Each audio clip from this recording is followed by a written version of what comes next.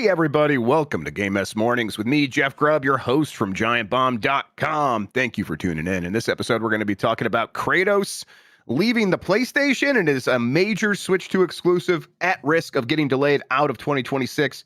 It's going to be a good one because we have Jan Ochoa on the show. Jan, how are you doing? I am doing good, Grubb. Great, even.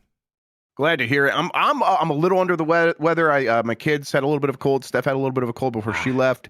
I'm getting that cold now, and a little bit of an upset tummy on top of that. And then I got a bunch. Yeah, it's all happening at once. It's not like nothing is like high on the scale of problems. It's just a bunch of little ones all kind of stacking up on one another. But yeah, other than that, doing pretty good. Not going to be able to do the talk over today. I think both of us are going to be busy, right? So yes, we're kind of piecing that together. We'll have a crew to still talk over that. I'm still excited to see what's happening with that PlayStation State of Play. I'm ready for some new games to get announced and see what to look forward to this year. Yeah, I think all the Mistbusters will have to miss the State of Play. That's right. You and I have previous engagements, and then Mike Minotti, he's just gone. He just stopped working. Yeah, he just said, I'm out, and then left. He big-timed us, which I get. He hung up his wig, his virtuoso wig, and just left. He's still on this Discord call, actually, folks. Yeah, dereliction of duty is what we call it. Yeah. To play, we'll kind of see. We'll definitely talk about it on the show tomorrow. Everybody, be happy to recap it. But in the meantime, let's get this show started and explain what we do here. We're Giant Bomb. We are video game internet media doofuses, but we're independent out here on our own. No corporations have our back. You do. And you can help support us and ensure that we can keep doing what we're doing and making all the stuff you like to see by going to giantbomb.com/join and becoming a premium member. Many of you have. That support goes a really long way. We are deeply thankful for everyone who has come through and ensures that we can keep making this stuff. And if you haven't yet, please do so. And if you can't, tell a friend about the website. And thank you for showing up as well. We love all of you. Gets you ad-free shows, gets you some extra goodies. It's going to get you 9 lives here, the new premium show. Gets you the Grub Snacks Premium that just went up this morning. Go check that out. Talk about a bunch of questions that the community wants to talk about. There's a premium forum on top of the free forum where you can ask questions. I talk about them on that show. So go get all those goodies, and a lot more is coming your way. Oh, yeah. As far as this show goes, most weekdays, I, Jeff Grubb, will help piece your gaming life back together. That includes breaking news and maybe even some of our own original reporting. For all these topics, I'll get the input of a bona fide expert who will make me look smart. If you are watching live on Twitch, welcome. You can always listen to the show later on podcast feeds by searching for Game Mess Mornings or find the RSS feed on giantbomb.com. You can also catch the show later with chapters and timestamps on YouTube. Hello, YouTube. All right, we have a lot to get into, so let's start the morning mess with High on Life 2 reviews are in. I was not super looking forward to this. I stopped paying attention to High on Life because that dude sucked, and then I was like, I did not track like what this game's relationship is to that guy. My understanding is they aren't involved with him anymore. I don't think so. People seem to like the game a fair amount. It's got a 79 on OpenCritic, so there's still some mixed reactions to it, including from everyi.it, an Italian website that gave it a 7.5 out of 10 and said, just like its predecessor, High on Life 2 is an imperfect game that, despite its rough edges, manages to entertain and amuse from start to finish. Jesse Norris over at Day One, which was formerly Xbox Era, we talked about that yesterday, he gave it a 9 out of 10 and said High on Life 2 is bigger yet smaller. It's both bold and more reserved in how it dishes out gameplay mechanics and story beats. He says he loved his 15 hours with it. And then Gamer Social Club's Demandre Presley gave it an 8 out of 10 and said, overall, I had a blast with High on Life 2 from start to finish with improved gameplay and, in my opinion, improved writing as well. Fans of the first game and maybe even some detractors will find a lot to like here. Although the reduced Metroidvania elements are disappointing and some tech issues can be annoying as well, it wasn't nearly enough to bring the overall experience down. If Squanch decides to go with High on Life 3, I await it greatly. Honestly, coming out of these reviews, even though, the overall 79, that's not bad. I'm more curious about this game than I was before, Jan. I'm not sure I'm going to rush to go check it out, but maybe I'll install it on the Steam Deck, start it up and see how I feel. I thought the first game had like some good bits. I like that you could watch the entirety of some of those like dumbass movies in there and not play the game and just watch that. I was like, this is fun and funny and interesting. I will hope there's more stuff like that in here. Yeah, I feel very similar, Grubb. There were some good jokes in the original High on Life, but then it kind of got, just felt a little bit overbearing with the tone and with it was relentless. Yes, exactly. It's very hard to sustain that for like even 3+ hours, especially in a video game. So it's cool to see that High on Life 2 is probably nailing that. Maybe finding that balance a little bit more. I'm surprised to see some of the higher scores based off of, the reception to the original one. But I hope that this appeals to those folks who want another one. And yeah, Justin Roiland did get kicked out of the production of this and on Rick and Morty because of being a dweeb. Being just a real shithead. Being a big dork. But so go ahead. I can't say, Grubb, that I'm gonna, even after seeing these glowing review scores, I can't say that I'm rushing to get High on Life 2. Yeah, I know what you mean. I'm more curious. I'm not in the rushing out to play it zone quite yet with it. But I like I said, I did have some positive feelings about that first game. Kind of that dwindled pretty quickly, and was not thinking about this one at all. So it at least did its job, and I think like you nailed it. That first game, it's relentless, and it's a one note. It's doing the joke that guy does, Justin Roiland does the entire time, and it sounds like there's maybe a little bit more to this one than that. So I'll at least kind of keep my ear to the ground and see if people continue to feel pretty positively about it as more people get their hands on it. I feel bad, Grubb, but this, because we're only in February, it's maybe the second week of February, and this already clicks in my head of like, who could tell? I don't know. Yeah. This already clicks in my head of like, oh, this might be a neat game to visit at the end of the year. Yeah, I know what you mean. Just kind of put it to the side and come back around it when it's like the time demands are a little bit different for sure. All right, let's keep going here. That rumored God of War Metroidvania game could be multi-platform. First game in the series to skip exclusivity at launch? Question mark. This is from Abdullah Wasim at Tech for Gamers. The God of War franchise has been synonymous. Why can't I say that? Synonymous. Cinnamon. It's been cinnamon with success. Thank you. Almost every release has been critically received, making it one of the most beloved game franchises ever. Soon we could be getting a new entry, but apparently not a mainline game. There have been rumors of a God of War 2.5D Metroidvania game for the longest time. It is expected to be announced at the upcoming State of Play, but more importantly, it could be the first major game in the series to skip exclusivity at launch. There's a bunch more here about why that matters. The rumors are coming from more people who are like sometimes accurate, sometimes not, questionable. I'll say that Nate the Hate did say that he heard at one point that they were considering multi-platform for this game, and then he was not sure if that ever turned into anything. I've heard similar things, but I've heard it with not necessarily this game, but with other PlayStation games. Okay.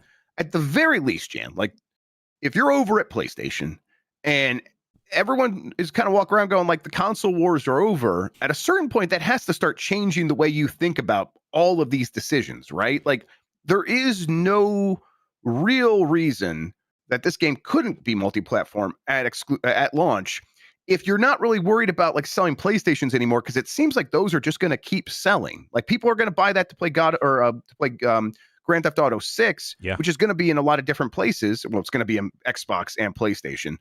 And it's like, well, that's going to sell the system right there, and that's multi-platform. Why are we being so precious about our own games?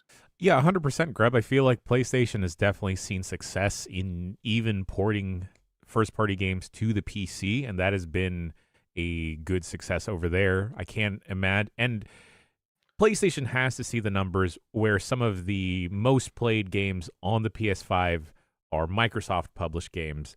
So they have to see the math clicking there of like, well, if we put our games or make our games available on the Xbox, maybe on the Switch too, that has to just be a net positive for us back at PlayStation HQ. It feels like a no-brainer, especially maybe this 2D Metroidvania God of War game is less demanding than what your like even God of War 2018 would be on certain platforms. Right. Yeah. It's like you could see that being like, well, because of the technical reasoning, we can get that working everywhere, even on like the Switch One. And it does feel like, Xbox might get left out in the cold on this. It might not. It could be included in this multi-platform thing if it really does happen. But the Switch is like, it's very different. It does feel very different. It feels like a different part of a Venn diagram, Yeah. where there is some overlap, but not a ton of overlap. And you're reaching an audience you wouldn't otherwise reach. And you're right. I think they're like, man, Microsoft gets the benefit of putting their games out here. How can we replicate that? And even like, you said they port their games to PC. They've not done a lot of, here's a big new game from one of our main franchises launching on PC day one. Yeah. Even that would be kind of a new thing for them, right?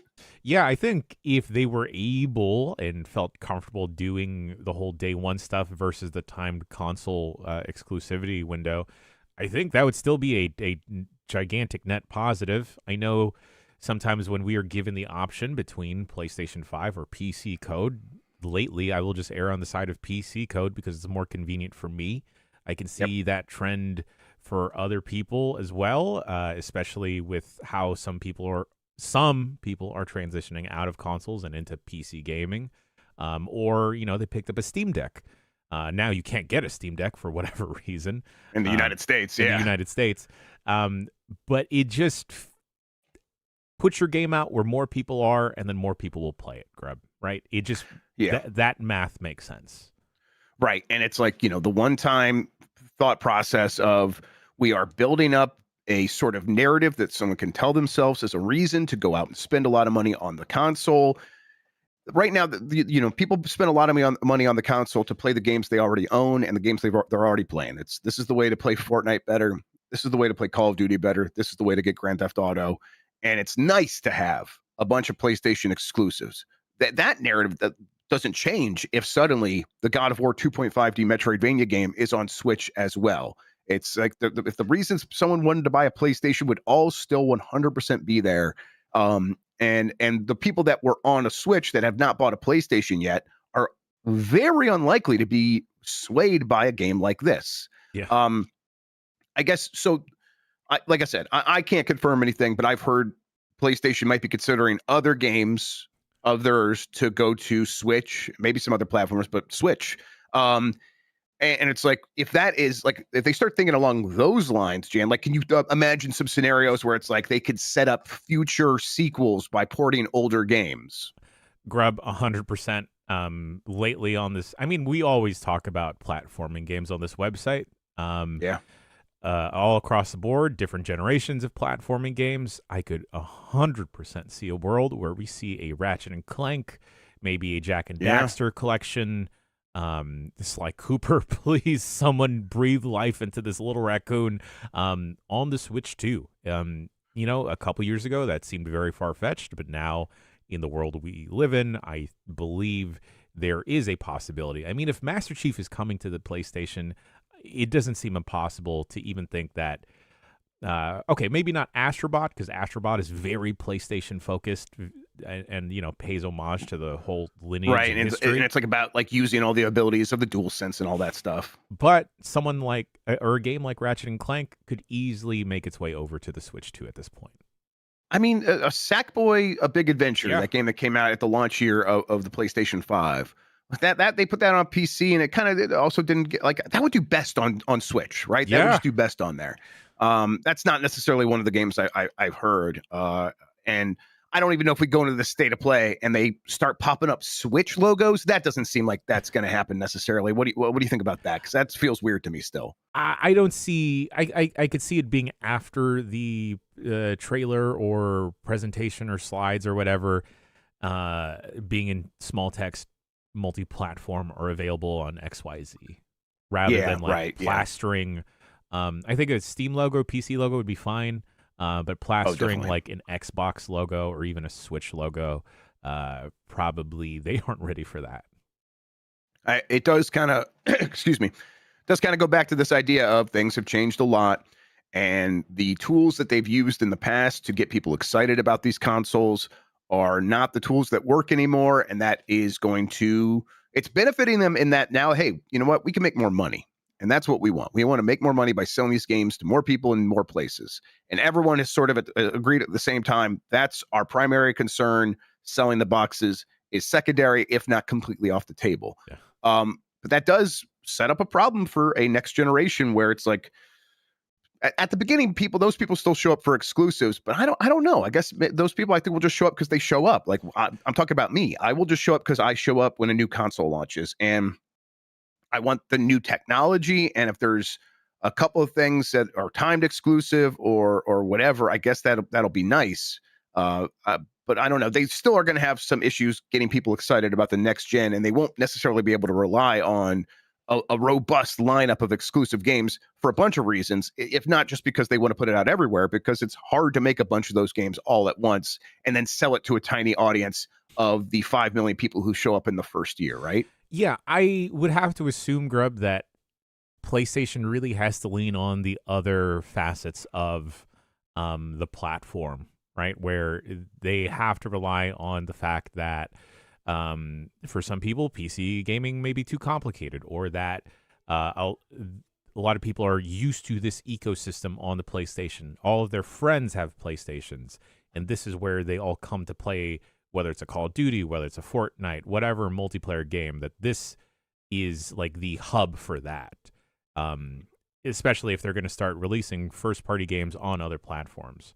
I think PlayStation really has to bolster that experience at the console level and the system level for people to have, I guess, whatever loyalty they have, because they prefer to use a PlayStation over using a Switch 2, over using an Xbox. Much like how people have their preferences for phones. You know, we have so many different SKUs of phones, but a lot of people are just comfortable with using an iPhone because their friends also have an iPhone. Their family has an iPhone. So if PlayStation can kind of adopt a similar ecosystem for the user like that, I still think they can get away with selling whatever the next console will look like. Grubb, my question in tandem with this is, if PlayStation does release for the PS6 or whatever PS5 and a half we're going to have, and they do release that portable console that is like a Switch 2, like a Steam Deck, do you think that factors into the competition of wanting to release things on the Switch 2 because now they have their own thing? Yeah, that was wondering about that as well. Like in the meantime, right, they could do this now because that isn't happening. But they are going to be in a situation, it seems like, with the PS6 where they will have a handheld, and that will maybe feel like a little bit more of a direct competitor. And yeah, does that change the factor? And I don't know. I think that I saw in chat, like, selling boxes is still super important. They get a big cut from third-party sales. It's like, yeah, absolutely. I think the story that Sony might be telling here, though, is that they think they're selling those boxes kind of just because of the brand and people wanting PlayStation, and that the exclusives aren't making that much of a difference. And like, the Steam Deck is not something that has a lot of exclusives, right? It is convenient. It delivers on a promise of being able to play a lot of the games that everyone else is playing everywhere else, but on the go, in your hands. Your entire library is there, and it's easy to use.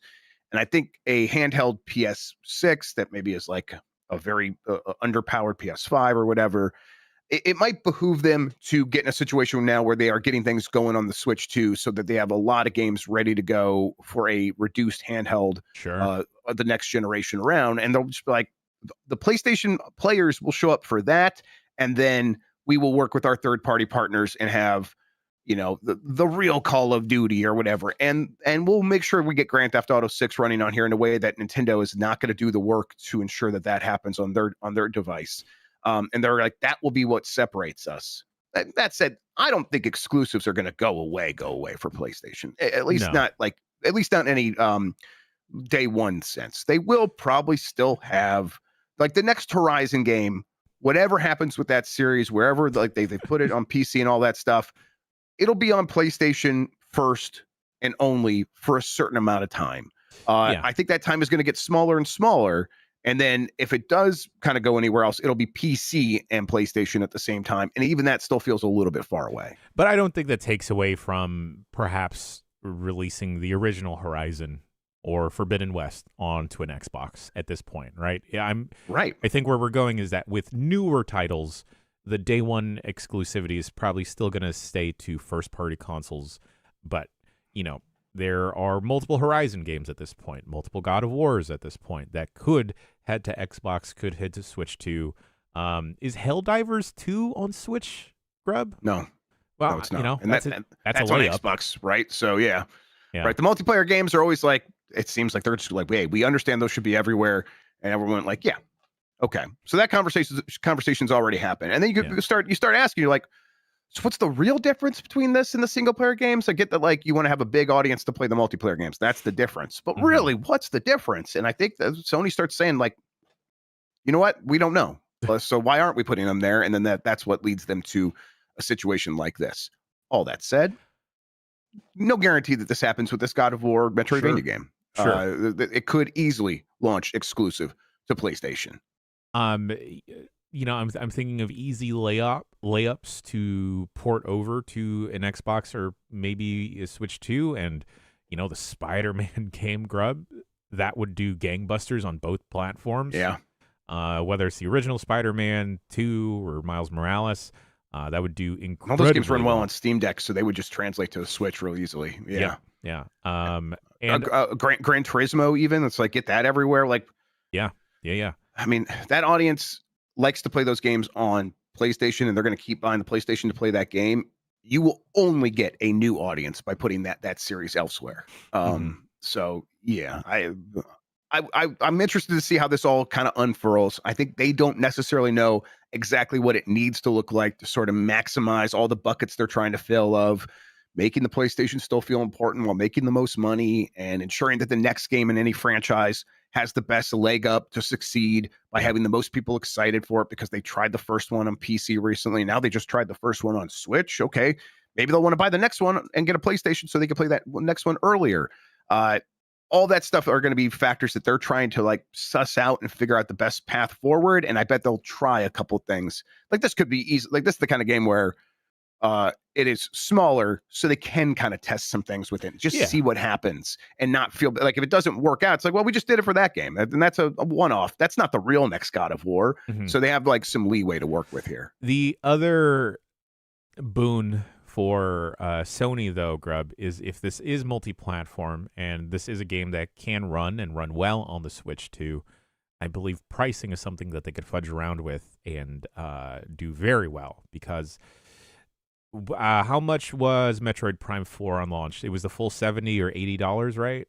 Metroid Prime 4 was the full 70, I believe, yeah. And I believe Dread, when that came out on the Switch 60. One, was 60, a full price title. This is a good point, Jan, yeah. I'm not saying that a God of War or 2D God of War is lesser than a full-priced game, but I'm assuming, this is assumption here, that it is smaller in scope, so maybe they could charge $40 for it. Right, 40 or 50, right? Like I that's interesting. Like, hey, put it on the system where there was a 2.5D recognizable franchise Metroidvania game for $60, and ours is only 50 compared to that, and everyone goes like, man, I don't know if it was just on PlayStation, this would feel weird, but I guess when you make it that point, all right.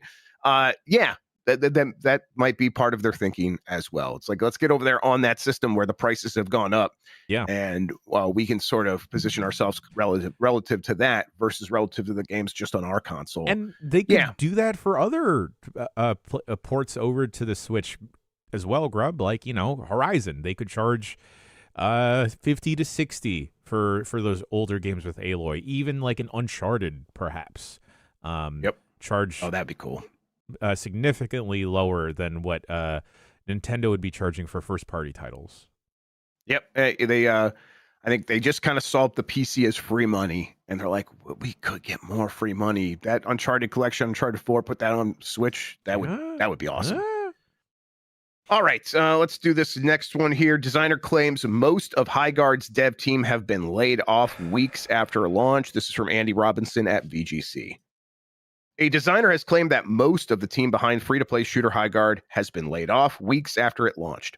Alex Granner, a designer who's worked on Apex Legends and Battlefield 6, made the claim in a LinkedIn post on Wednesday. The post was shared by multiple other Highguard developers, including audio director Brad Snyder and producer Amelia Alameda. VGC asked Wildlight, and they confirmed with an update. Today, we made an incredibly difficult decision to part ways with a number of our team members while keeping a core group of developers to continue innovating and supporting the game.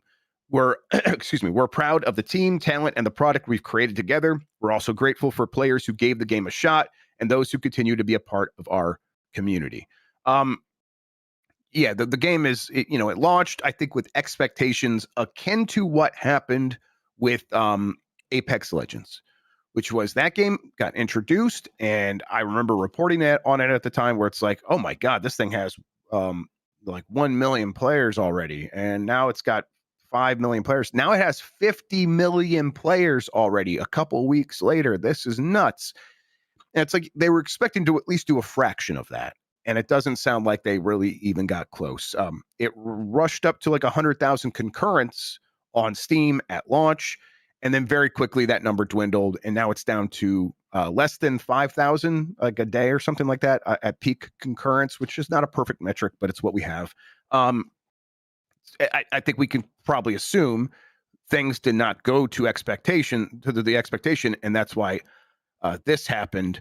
I guess, Jan, I mean, do you think that they're reacting too soon, or is it like, oh no, they had those high expectations and had a team built around those, and they had that team built around that, and plans built around the idea that this thing was going to have millions of players, and instead it had far fewer than that, so they kind of had to just make this decision now, 2 weeks after it launched? I know a lot of people are bringing up, Grubb, the placement in the TGAs, but I feel like that was But I feel like that was such like a Hail Mary last minute thing that they couldn't have factored that into the overall plans, right? I just don't think that changes the fate of this game. Exactly. Put it in there, take it out of there, keep it quiet. The plan was the original plan was to announce this game like Apex Legends. Yeah. There are some previews that go live, and then you could play the game almost immediately. And then Keighley saw it. He's like, let's put it in the Game Awards. So the only thing that would have changed was it's not in the Game Awards. And I don't think, because I think this game's problem is they missed out on the meta changes. The meta is sexy characters and Marvel rivals and a ton of characters and probably some recognizable faces. But if it's not recognizable faces, very distinct faces. This thing felt like closer to Lawbreakers than to Marvel Rivals. And like the characters are hot, but they're kind of like, I remember seeing a post a while back of like, there was a mod of Resident Evil Village, and someone put Lady Dimitrescu in some like lingerie, like very conventional lingerie. And there was like a reaction to this being like, this is what normies think is hot. And it's like, yeah, dog, that's what normies thinks is hot. Like, that's where we're at. And sort of being like, I'm into like slightly less conventional hotness. It's like, yeah, that I love that stuff too. I get it. But this game feels like we're going to make, the alternative hotness, the standard for our characters. And that's out of fashion. It's just out of fashion right now. What's in fashion is we're putting a ton of makeup back on Lara Croft. We are going to make all the new characters in Overwatch extremely hot with revealing clothing. And one of the first things you're going to see is the concept art for their bikini outfits that we're going to launch immediately. And this game wasn't doing any of that. And so people are going to be inherently less like interested to like figure out the nuances of how the game plays, because they just are less interested in the characters. That's my take on it. Sure. I don't know, Jan. What do you think? I think in addition, Grubb, it's just it's a very complicated game for your regular gamer to parse out and figure out. And I know I say that, and I've been playing a lot of Deadlock on the side, but at least in my approach, I understand that Deadlock is also framed as a MOBA. I think in my assumptions of Highguard, I thought it was just another character shooter doing deathmatch style, control point style matches. Not that it was a full base defense invasion style of game. And the thing is, it feels completely fine. And I think that's just how I walked away with it. This game is completely fine. I do think this is like incredibly fast reactionary maneuver, Grub, similar to 2XKO, where Yes, y'all same gotta thing. let this game breathe. I mean, Hmm. maybe switching it to 5v5 can help it and save it. Maybe further down the line, it does pick up with a different community online because a different game has a bad season or like a bad month or a poor launch. And I know timing wise, this doesn't help with Deadlock picking up steam and having a significant DLC, and it especially doesn't help out with Overwatch rebranding to just Overwatch again. Yep. But when you are making this style of game, you have to understand the run that you need significant amounts of runway in front of you to build up any type of momentum. Yep. And like I know a lot of folks are still kind of hung up on like the TGA placement, but I think if anything, it helped it out, right? Because Yeah, there was that yeah, I think curiosity. that's right. I think if anything, it was a net positive despite all the backlash because people wanted to go in there and be like, I'm going to prove that Keeley's wrong for having this be last. So I'm actually going to play it and see how I feel. And Yeah. it's like it had an opportunity to win people over in that moment. And then it's like, in my opinion, had the characters been like what people are into right now, they would have given the weird gameplay a little bit more time. Instead, it was just this sort of like, okay, you want me to learn all your specific systems? I've already learned the stuff for Deadlock, homie. I'm just going to go back to that. Yeah. And like also, I don't know, it just felt very empty as well, Grub. Like these big maps and you're going from point A to point B, and then in that junction there is nothing to interact with in between. And I don't know, it just felt like an emptier game than it should have been.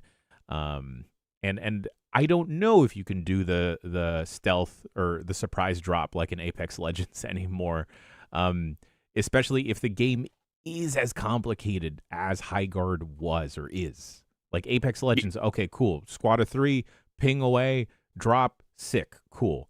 With Highguard, it's so much more involved. What do you think the fate is for this in 2XKO in terms of 2XKO cut half the team, and they said it's not going away.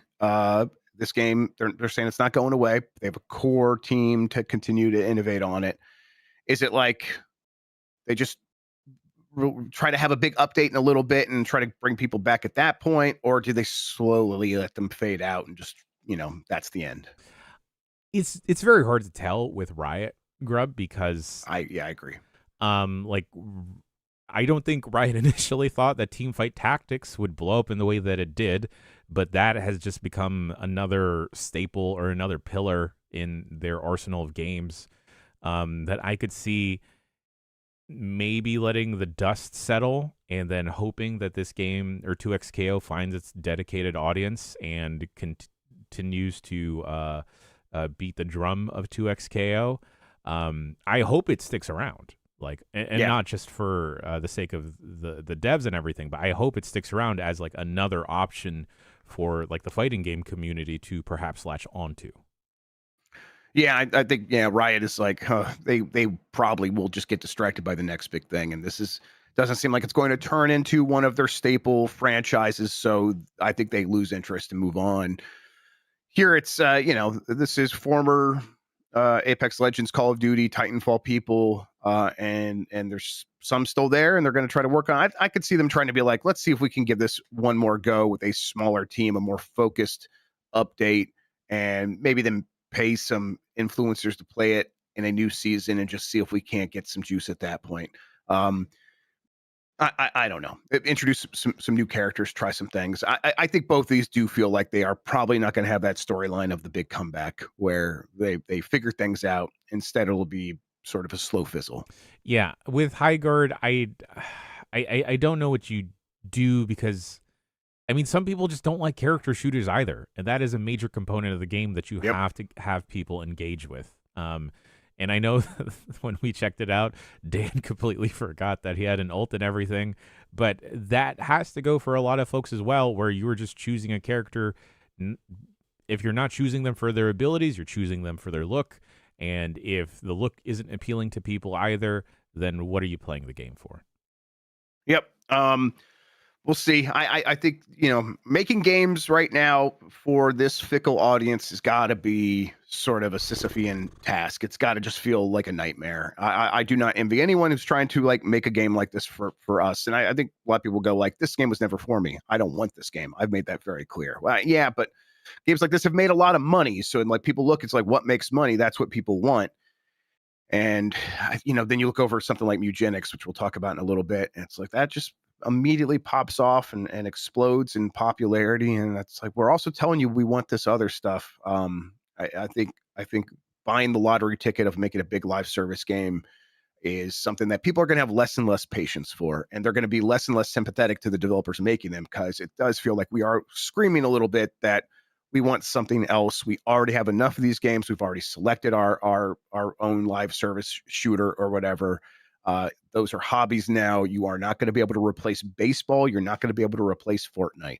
So let's just maybe try something else. But again, people try these things and they spend years making them, and then this happens. It's got to be devastating. I do still feel for them. I am still sympathetic. Yeah, of course, totally 100% sympathetic.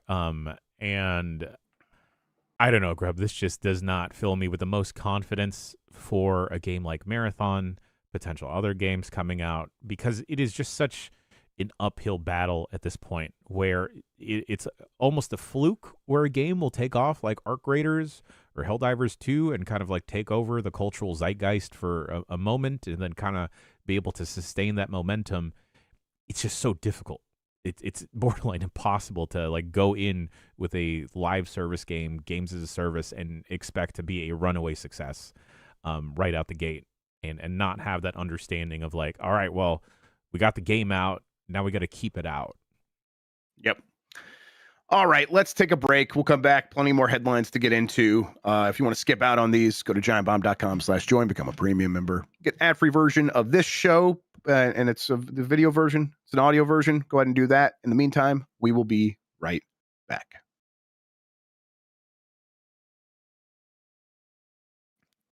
It's Game Mess Mornings. We're back. Jeff Grubb, Jan Ochoa. Let's keep it going here, everybody. All right. FromSoftware owner reiterates Duskbloods is still coming this year, the exclusive Nintendo Switch 2 game. This is from Andy Robinson at VGC. FromSoftware owner Kadokawa has reiterated its intention to release both Elden Ring's Tarnished Edition and new IP The Duskbloods for Nintendo Switch 2 this year.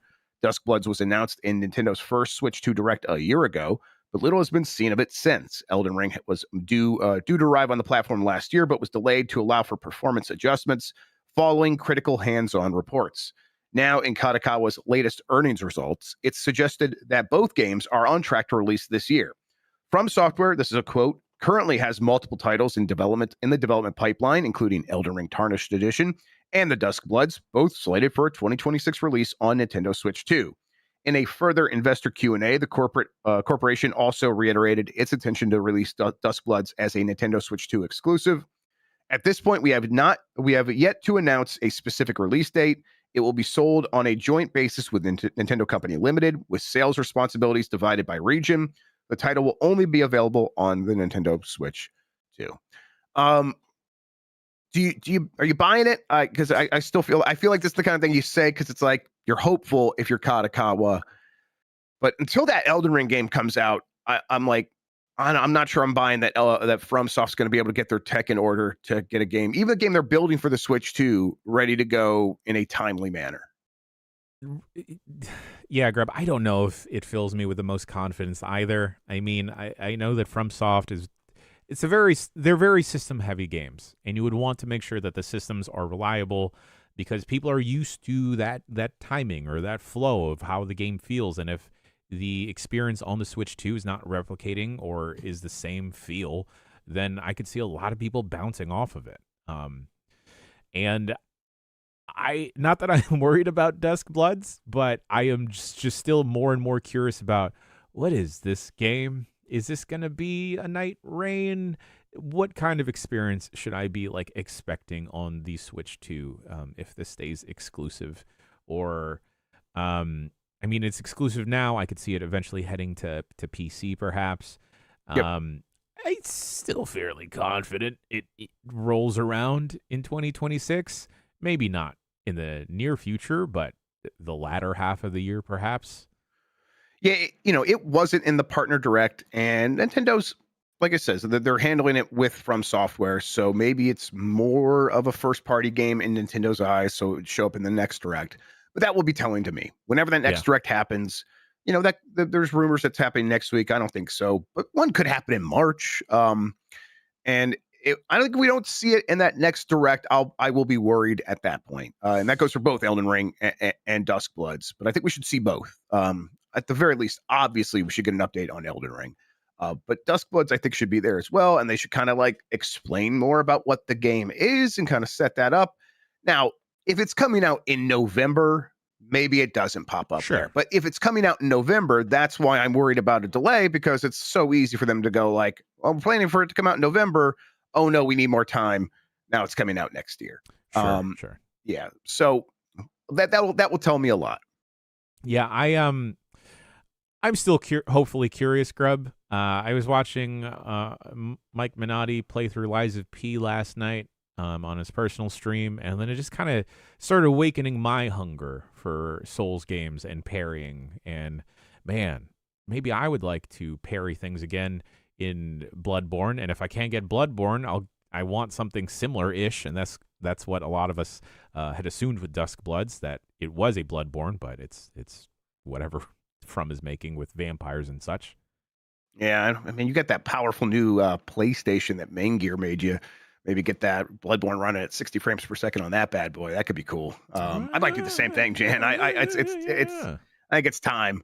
All right, let's see here. Man, I'm like glancing up at the score every once in a while. Canada is beating Czechia in the Winter Olympics, but Czechia is out shooting them, at least so far. So interesting. Okay, let's see here. Good luck to both teams.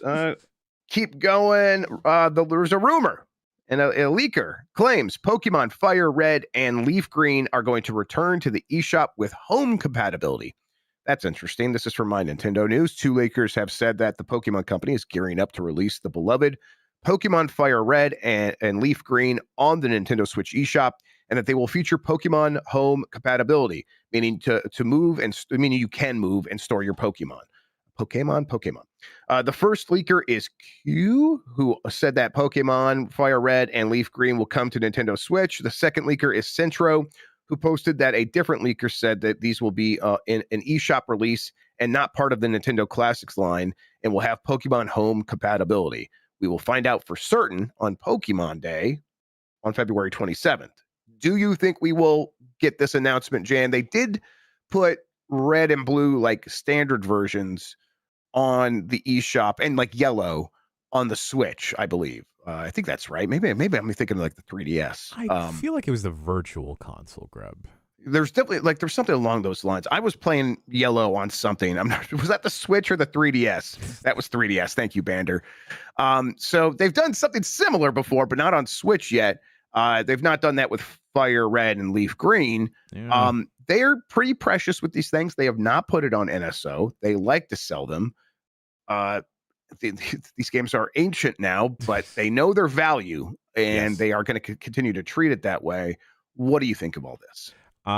If this is a no-brainer, this would do gangbusters, Grubb. Nostalgia is a hell of a drug, especially with the Pokemon audience, but also the mainline audience, or just the general audience, I should say, Grubb. Like, I think Pokopia is gonna do numbers because it is not only an Animal Crossing like game, or like one of those style of games, but you just have the Pokemon around, and sometimes people just want to hang out and be in the world of Pokemon. And I think that's why that Super Bowl ad was actually very effective, because it just reminded everyone. One of the better Super Bowl ads. Yeah. Yeah. Because also it was one of the ones that wasn't about AI or sports betting. And I know Jigglypuff is like betting on the over-under on Kalshi all the time. Yeah, it's just a real problem. But, Jigglypuff put the phone away, decided to sing with Lady Gaga. Jigglypuff and Bruno Mars making songs together to pay off their gambling debts. It's crazy. Exactly. But I think this would be a no-brainer to put out onto the Switch. You would get people buying both versions and never playing either. They just wanted to have it. But having the home functionality is great, Grubb, because then you can theoretically bring Pokemon from the original GBA Fire Red and Leaf Green back into the Switch to Fire Red and Leaf Green, based off of home compatibility, which is, I realize, something I am still fucking paying for years now. Oh, really? Hell yeah, let's go. I never canceled my Just Dance thing, so Jan, I am not one to judge. Okay, Jan, if this happens, it will clearly be part of their 30th anniversary celebration for the Pokemon franchise. Lay out for me what you think the ideal 30th anniversary, a realistic but ideal 30th anniversary celebration looks like including these two releases. In an ideal world, I'm gonna approach it from an ideal and realistic world, Grubb, where please. We will probably see more Pokemon Go related things. There will probably be a port. This makes sense for Fire Red and Leaf Green because I don't see that being the biggest lift for them. Ideally, we would see some rumblings of what Generation 10 would look like. They're probably going to talk about Pokopia more, and start getting buzz around that. Maybe they will talk about another season of the anime, maybe a different offshoot show. If I had my way, Grubb, and things were trucking along properly, I want two things. One, I want the Detective Pikachu sequel already. Or like another live action Pokemon movie, because the original one did very well. The second thing I would want is an update on what is going on with Pokemon Champions, which is going to be their VGC 2v2, 1v1 competitive battling that Pokemon World is eventually going to transition over to. We're probably also going to see stuff with the cards. We're probably going to see stuff with the other Pokemon mobile game. I forget which one that is called. It's not Heroes. I don't remember. Someone in chat will have it, I'm sure. Yeah. Yes. And you know what? We will also probably see there is some weirdo stuff like Pokemon Sleep again. Yeah. Masters, I think, Pokemon Masters, that's what it is. Okay. I think you're right. That all of that sounds like plausible and very likely. Is there any like long shot stuff that you're kind of aching for, or you would be like, I would perk up for this? Like another Let's Go title, I think. Sure, I agree. I think for me, an HD 2D remake of one of the earlier gens, I would love. It doesn't, like, if this is happening though, I don't think the HD 2D would happen as well. So. I think it was during the mic check you and I were talking about how technology has not gone the way we would like it to, specifically towards the aesthetics of it. I would love another one of those like little Pikachu things that they had for the Game Boy. Is that the Pokemon Mini? No, it was like you just had, it was basically a Tamagotchi but with like a Pikachu in it. Oh, okay. So not like the little walker thing, not the step tracker. Okay. Tamagotchis are great. And Pikachu was very cute. My kid, I just went upstairs. She has a drawing where she drew a paper where she drew like 15 different Pikachus. That just like happened. She's like back into Pokemon in some way. Right. She has like a binder of like Pokemon cards, and they're mostly like the Pokemon cards she got from McDonald's or whatever. Sure. She took that to school to show off to her friends. I'm like, okay, if anyone makes fun of you for not having cool Pokemon cards, you let me know and I'll take care of it. But I thought that was pretty adorable as well. Okay. So Pokemon Grubb, catching the next gen again. Here we go. Here's what it is. Nintendo. Also, Pokemon. Why the fuck aren't I getting invited to these things, huh? You get Jordan Midler over there. I also like Pokemon. Right? What's up? Is he in Pokemon jail?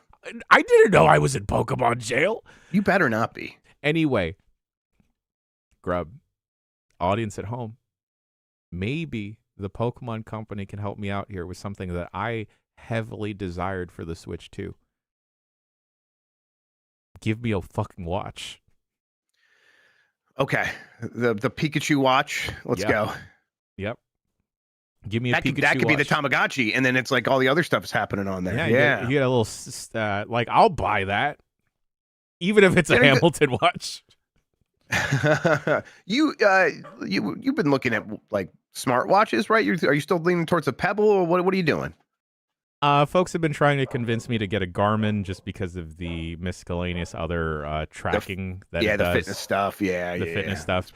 But I will 100% go for a Pokemon watch if it tracks me lifting weights and then it has like a little Tamagotchi style Machamp or Machop just lifting stuff with me. You know, Pokemon, these are free ideas. We should get together, baby. You know, Valentine's Day is this weekend, but it's not too late to ask me. Jan, sometimes when you say cut the check, I think you're being facetious. They 1,000,000% should cut you the check on that one. That's good shit. All right, let's keep going here. Assassin's Creed Black Flag Remaster art book pops up on Amazon. A game that hasn't been announced. Who knows what's happening with it? It's got an MSRP price, blah, blah, blah. IGN's got it here. It's coming on March 24th. I guess this game could still come out soon. They said they delayed a bunch of stuff. But maybe this one pops up in the state of play today. I don't know. What do you think? The game? Oh, I didn't think about this presence at all being on. Me neither, because it's like I just like all that stuff is just on hiatus. I thought, or they're just delaying everything. But I don't know that this book is still coming. Maybe there's still a chance that game was just done and will just come out at some point in the next couple of weeks. Yeah. That would be cool. I mean, we thought that the Prince of Persia game was for sure gonna drop. Maybe like 2-3 weeks ago. That's right. So, color me surprised if this actually does come out and if it is a real thing, just because I don't know what I could trust from Ubisoft at this point, Grubb. Right. And this one just feels like, okay, I get they think Prince of Persia Sands of Time isn't up to the quality standards, and we don't think the return on investment is going to be there, so let's give up. Mm-hmm. Whatever. I disagree. And you announced that you kind of should stick to it just to like show that you're the kind of company that can do that. You're not the kind of company that will do that. Ubisoft, whatever. We all feel bad about you. We don't like you. So go ahead and just do that. This is one where it's like, I think if they deliver on it, it will have the return on investment. So I think it's probably worth doing. And maybe the quality is there. And if that's the situation, all those other games getting delayed and or canceled, maybe that doesn't. Maybe this is the one that actually sneaks through before they have to like have that long wait before something else comes out. Who knows? If it's not in the state of play, though, I don't know when it comes. Yeah. Is there like a major American holiday coming up? Yeah, right. Yeah, I don't know. That this would make sense for. I mean, I guess President's Day is next Monday, but I will be. I'll be curious to check it out again. I liked Black Flag quite a bit. All right, let's see. I did that one. The Katakawa Final Report says Duskbloods and Elden Ring still on for 26. I put that in here twice. Mewgenics devs make their budget back in 3 hours. Celebrate with cat-shaped cake. Mewgenics, the new release from Edmund McMillan and Tyler Galeo. The indie devs behind hit roguelike The Binding of Isaac and all of its subsequent expansions, smashed through 250,000 copies sold in just 12 hours. In a tweet posted by Tyler, he screenshotted a post from 2023 where he explained it would need to sell that much for him to consider Mewgenics a success. Shortly before, IGN reported the game had sold over 150,000 copies in 6 hours, and that McMillan's previous sales record came with The Binding of Isaac Rebirth at 40,000 in one day. Game is popping off. It's doing very well, so much so that it's got its own little controversy based on the weird voice cast it's got going on. Have you heard about this? No, I have not. They got a bunch of like internet celebrities. Some real. They got Rivers Cuomo meowing and hissing in the game. Cool. But they also got like, I don't know. There's like some Zionist YouTubers or whatever, and so it's like, and then there's like trans icons in there and all these like there's some awesome people and then there's some shitty people and everyone's going like, what the hell is this? And to me it sounds like, I don't know, Ed McMillan is the kind of guy that I think just is an internet humor guy and just sees internet people and it's like, I'm gonna see if I can get them in my game and doesn't think about it much beyond that. But yeah, people also they're all just meowing and that's it. There's no like voice lines. Yeah. It's a weird one. I don't know. Huh. Odd. Okay. Yeah, right. That's how I'm like, I don't really know what to do with this one. I also just don't have the energy for a lot of these anymore, where it's like, I'm not like jumping to play Mewgenics myself just because the look is not my thing right now. So that's part of it, where it's like if I was into this and was bummed out because someone I thought was real shitty was in there and I was hearing their meows a bunch, I get it. Like I get people like being like, oh, this sucks. But also I just don't have the energy for it and don't really know what to do about it. I guess go ask them to patch out these meows that don't really amount to much. Yeah, I actually I don't know what to do about this, Grubb, because I just it's okay, yeah, fuck Zionists still. 100%. But like there's a fun, like it's like there's like this list of all the people in there, and you go from one name to the next, and it's such whiplash. It's like, oh my, how did like, and it's like obviously none of these people were in a booth together or something. They probably just recorded themselves on a phone and texted these things to the team. Like that's probably what this amounted to. I don't think they got Rivers Cuomo like at a day rate or something like that. It's bizarre, but the game, it is like, this is the kind of thing where it's like this game is just immediately a smash success. And a big part of that is people have been looking forward to it for a very long time. And Binding of Isaac has had a lot of years to build up a lot of goodwill where people are just like, this is one of the best games ever. And yeah, I think still a little surprised that this game is just skyrocketing right out of the gate. I mean, Binding of Isaac had longer legs than I initially anticipated it having. Like, I didn't think... I bounced off of the game very quickly, Grubb, because I just hated how it looked and was not a fan of it. But that game has had such a long life, even for streamers that are trying to just break apart every single aspect of the game. I'm wondering, in the Mewgenics the voice acting controversy, could it be something that the devs had asked people of many years ago and just had that sitting around before they knew that these people were poopy?